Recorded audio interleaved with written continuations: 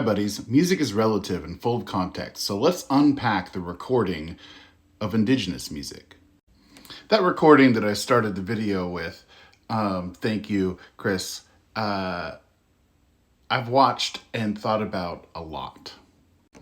It's a moment that's very dear to my heart for a lot of reasons.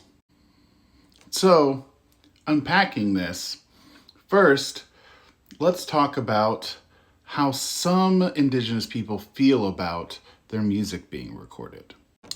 There's specifically one train of thought that really has always fascinated me, and that is that recording steals the soul of the music.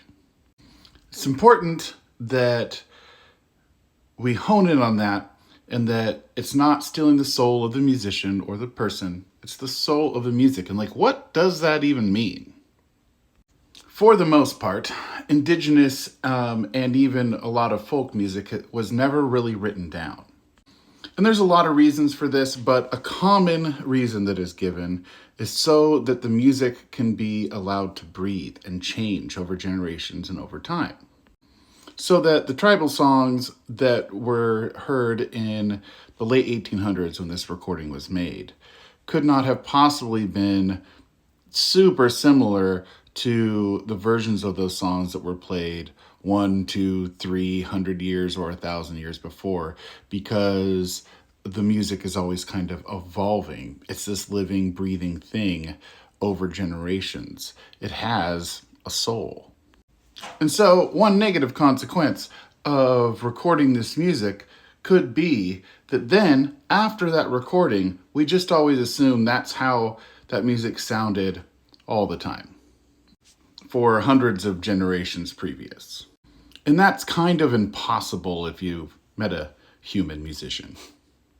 And there have, in fact, been studies where we go check out the music of indigenous people and we check back later and it has changed.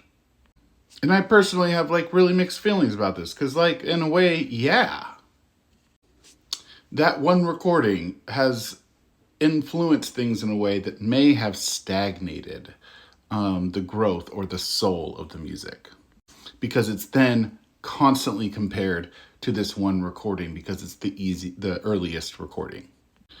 And so sometimes our human mind brains will just assume that because that's the earliest, that's how it always sounded before, because we don't have a reference point. However, on the other hand, in some ways, recording that music has given it even more room to breathe and even more soul. Because not only now, especially now that sampling exists, we can take that and we can layer it and we can iterate on it just like the music has always done. That music was allowed to be shared and it influenced the entire world. Specifically, the scales of the music that was made on Turtle Island and the way that those scales were approached changed the entire fucking world.